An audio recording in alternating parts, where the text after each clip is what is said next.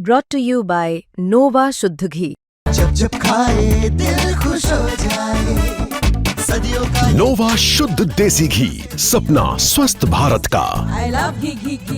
दिल्ली में हमने वो दौर भी देखा है जहाँ पर सीधे सीधे हम बसेस में भी जब ट्रैवल करते रहे यहाँ पर, उसमें ये हमेशा कहा जाता था, लिखा रहता था कि अगर कोई संदिग्ध वस्तु देखते हैं तो उसके बारे में बता दीजिए। ये जो इतने लंबे फासले जिसमें हम सब दिल्ली में रहते हुए बहुत सुरक्षित महसूस करते रहे हैं, इतने दिनों बाद ये जो सीसीटीवी का एंगल इसमें आ गया है, यानी एक कोई एंगल ही नहीं है उसके बदरपुर से निकलकर यहाँ तक आने में जो कि छूट जाए, वो सारी चीजें सामने रहेंगी। असल में श्वेता, अगर आप ध्यान से देखें तो हमारे देश में जितने भी टेररिस्ट अटैक हुए हैं अब तक, ये पहला ऐसा मामला जिसमें एक चलती कार में अटैक हुआ है। जो मॉड्यूल है, चाहे आप जिस बात करें, आप जैसे पुलवामा को इससे नहीं जोड़ेंगे, वो चलती गाड़ी आकर वो काफिला है, क्योंकि वो फोर्सेस को निशाना बनाते हैं। लेकिन दिल्ली में चलती कार में लाल किले के सामने ये धमाका, तो इसीलिए ये बड़े सवाल हो रहे हैं कि क्या टारगेट ये था, क्योंकि 3 घंटे 4 मिनट तक पार्किंग में वो बैठा हुआ है, 3 घंटे 4 मिनट तक वो उतरता नहीं है, उसके बाद बाहर निकलता है, 15 मिनट के अंदर यूटर्न लेके आता है और यहाँ पे धमाका, जबकि पास सामने चांदनी चौक है, बहुत सारे यहाँ पे धार्मिक स्थल हैं। तो इसीलिए एक सवाल उठ रहा है कि क्या वाकई ये टारगेट था, गफलत से ये धमाका हुआ, पैनिक सिचुएशन में हुआ? क्योंकि उससे कुछ मिनट पहले जम्मू कश्मीर पुलिस ने एक ट्वीट किया था कि तुम कहीं भी छुपो, बच नहीं पाओगे, और सुबह उन्होंने प्रेस रिलीज जारी किया था, ये डॉक्टर उमर के लिए। ये ऑनगोइंग ऑपरेशन था ये पूरा, जिस तरह से, और बिल्कुल इसमें अच्छा, जो शम्स भी बता रहे थे, इसमें अच्छा काम तो हुआ था, क्योंकि जम्मू कश्मीर में पनपा ये जो पूरा टेरर मॉड्यूल, एक लिंक मिला पोस्टर से, उसके बाद जम्मू कश्मीर पुलिस ने ऑपरेशन चलाया, वहाँ धरपकड़ हुई, उसके बाद फरीदाबाद पुलिस के साथ जॉइंट ऑपरेशन हुआ, धरपकड़ हुई, लेकिन एक लूज पॉइंट छूटा। और यहीं पर हम इसलिए बोल रहे हैं कि क्यों एक लैक ऑफ कोऑर्डिनेशन है, क्योंकि जब वहाँ पर इतना बड़ा ऑपरेशन चल रहा है, पहले 350 केजी अमोनियम नाइट्रेट रिकवर होता है, उसके बाद कुल मिलाकर 2900 केजी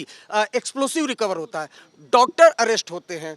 एक जो उसमें डॉक्टर है वो फरार हो जाता है। अब ये बात फरीदाबाद पुलिस को मालूम है, जम्मू कश्मीर पुलिस को मालूम है, तो जाहिर सी बात है फरीदाबाद से सटा क्या है, दिल्ली, तो दिल्ली पुलिस को भी मालूम होगा और तस्वीर भी होगी। उसके बावजूद भी वो टेररिस्ट फरीदाबाद से दिल्ली में एंट्री करता है, बदरपुर बॉर्डर से कई किलोमीटर तक सफर करके लाल किले के पास आता है। इसलिए ये भी देखा जा रहा है क्या लैक ऑफ कोऑर्डिनेशन है, क्या एक ऐसी चूक हुई। मास्क भी लगाया था, एक तो अव्वल मास्क उसने लगाया था शम्स, दूसरा क्या आपको वो ट्वीट लग रहा है कि वो एक अहम रहा उस गफलत की? दो चीज़ें हैं जो सवाल पैदा कर रही हैं। पहला ये कि इससे पहले देश में कभी चलती कार में ब्लास्ट हुआ नहीं। कोई भी आतंकवादी जब इस तरह के हमले करता है, उसके 2 ही मकसद होते हैं, एक ज़्यादा से ज़्यादा नुकसान करना, दूसरा इंटरनेशनल पब्लिसिटी हासिल करना। उसके लिए आप लाल किला जैसी जगह है या फिर बाकी सरकारी इमारतें हैं, बाकी आप जगहों को निशाना बनाकर नुकसान ज़्यादा पहुंचा सकते हैं।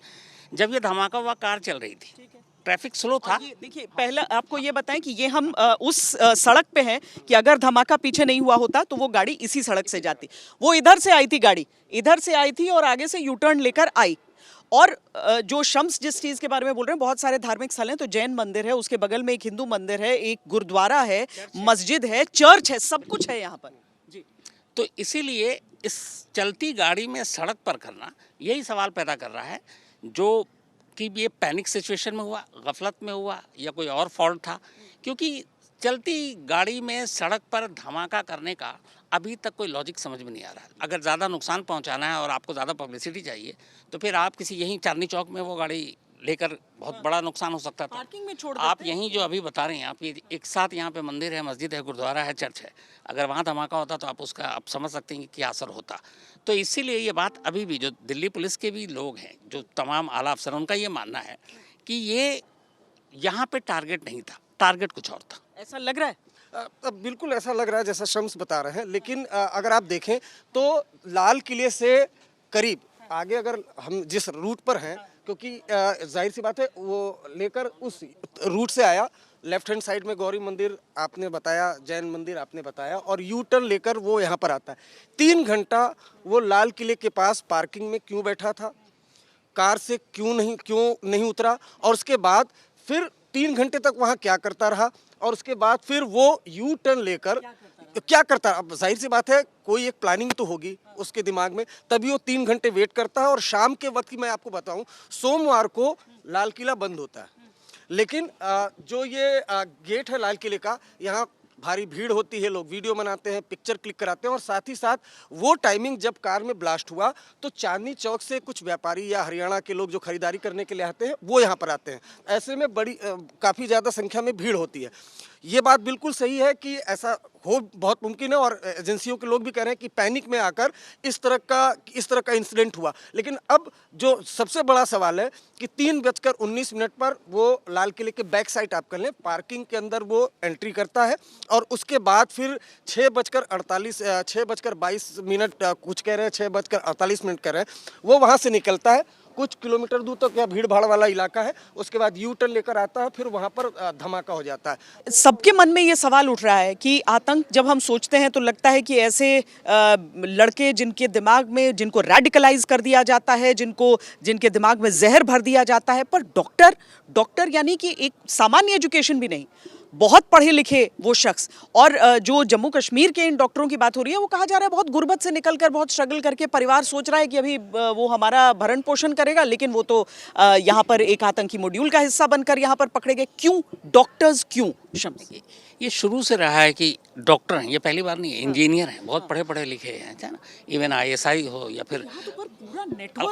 ये जो जैश का है, पहली बार जो मॉड्यूल आया ना, इसमें एक बड़ी ख़तरनाक चीज़ है, वो ये कि ये जितने भी डॉक्टर हैं, चाहे मुजम्मिल हो, आदिल हो, उमर हो, और डॉक्टर शाहीन हो जो लेडी डॉक्टर है इकलौती, इन सभी का तार एक फरीदाबाद में एक मौलाना से जाकर जुड़ता है, और